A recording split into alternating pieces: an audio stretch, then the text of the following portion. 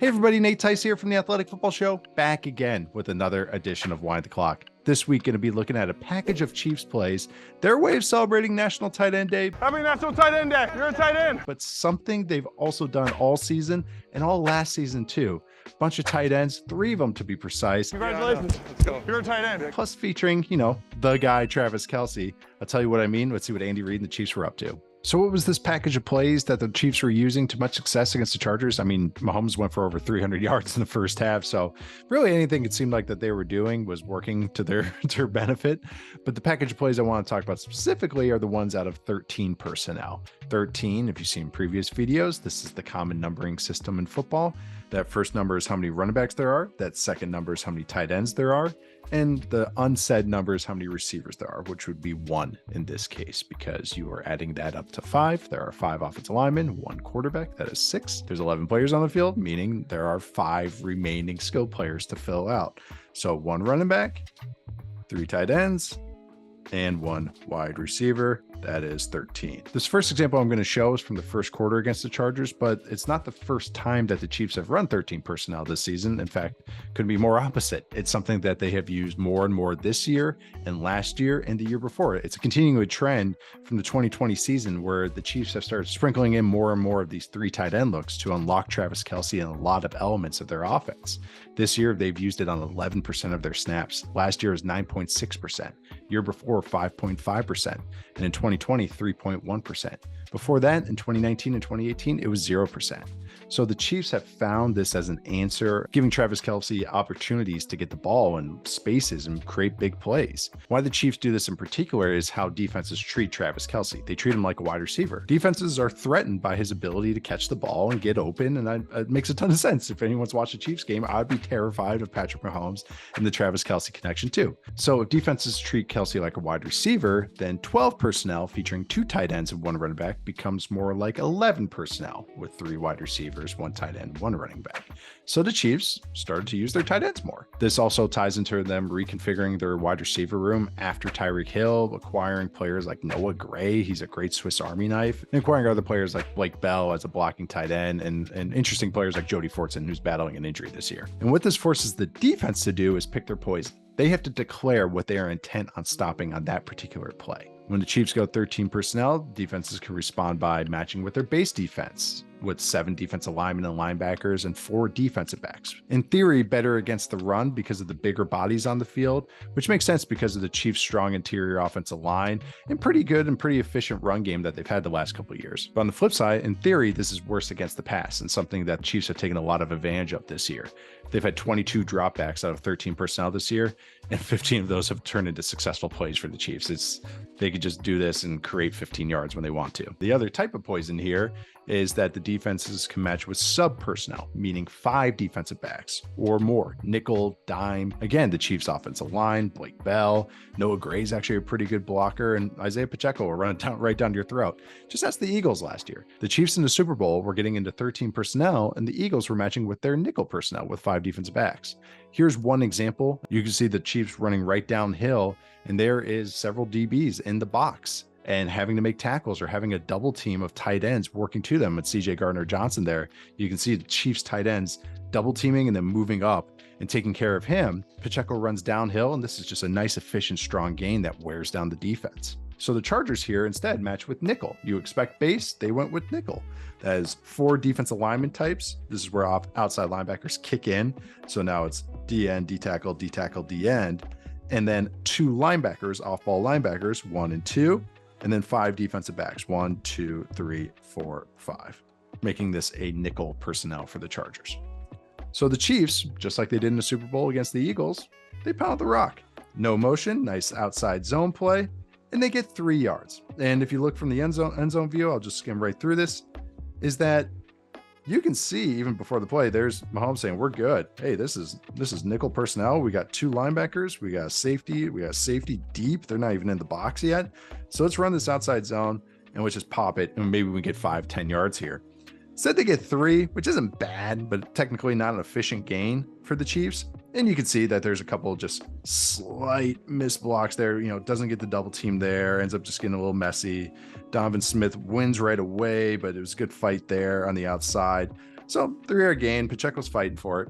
Now let's move on to the second quarter. And this is a few drives later. It is a 1st and 10 near midfield again, just like in the first play. They saw that the Chargers are running nickel personnel, but instead of going, hey, we're going to just try that run again, we're going to pound it, they went to 13 personnel with 1, 2, 3 tight ends, wide receiver, running back. The Chargers again matched with nickel, 4 defensive backs, 2 linebackers, and there are the DBs. So rather than the Chiefs going, hey, let's just run it again for 4 yards, they are realizing Mahomes is throwing the ball all over the yard against the Chargers right now. So let's kind of keep the good times going. Let's not overthink this. The Chiefs come out again in 13 personnel. There are the 3 tight ends. There's the receiver. And again, the Chargers match with nickel. But this time, instead of running the ball, the Chiefs throw the ball. And this becomes a thing throughout the rest of the game. So don't you just strap in about all these passes are about to happen, especially to Travis Kelce. So on this first one, I'll let it all play out. You're going to see Kelce have a nice catch and run for a big, long gain. Puts the Chiefs inside the 10-yard line. A few features of this Chiefs play. Kelce's on the outside there. They are going to have him running an over. They are going to have the inside tight end, Noah Gray, running a sail or a corner route. They are going to have Blake Bell blocking and then chipping. And then they're going to have MVS coming all the way over the top there. And why this ends up being a pretty snazzy play for the Chiefs is that the Chargers are in man coverage. They are in one hole. They went to nickel with 5 defensive backs. They said, you are not catching us. And they went to man coverage. Now, because of where the tight ends are aligned for the Chiefs, that puts a corner out there on Kelce. Another feature of one hole is that these defenders are going to be playing with outside leverage.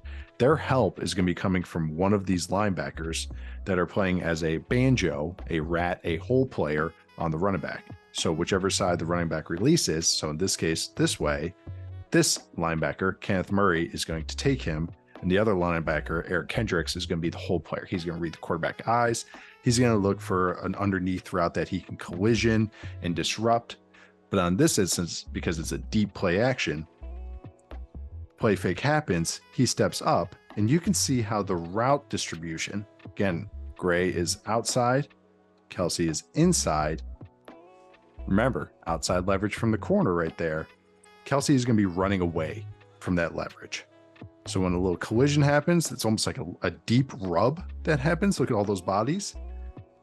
He's running away from outside leverage with no inside help because Kendricks, with nothing underneath, comes up. He sees no underneath route and he comes up to, maybe make Mahomes make a mistake, make sure he doesn't scramble, and it turns into a big catch and run. So you're creating a natural rub, the man defenders on everybody. So you'll see, Derwin James, he's on Blake Bell for some reason. DB on Noah Gray, and then Asante Samuel, who's out here, he has coverage on Kelce. So again, Kelce's running across with the corner coming from the outside. Ball snap, you see how the switch leverage creates all the natural rub. You can see Kendricks looking around. Great pocket for Mahomes to operate out of. And it's a huge gain. Absolutely perfect ball for Mahomes, by the way. So Samuel's jumping. He does everything he can. And there's Mahomes hitting just a perfect ball to Kelce for a huge gain. That was the only time that the Chiefs threw the ball out of 13 personnel. Here's another one. Again, second quarter, just next drive. There is Pacheco lined up outside. This is an empty formation with Mahomes right there. Tight end, tight end, tight end. And then there is MVS right there. So that's 13 personnel again. And again, the Chargers match with nickel. And so they went empty here and they did a common man zone tell. Have Pacheco out here. So he looks like he's going to motion to the backfield next to Mahomes. But instead, he does this little half motion. The Chiefs love to do this, a little fake, and basically creating an empty formation while getting that man zone tell. This time, you can see Kelce just going to work, finding he's really great. They have the ability to go off script to find soft spots. So they run MVS deep. Kelce finds a little soft spot here. Pacheco is the underneath route. We got the other tight end right here, Noah Gray, working underneath.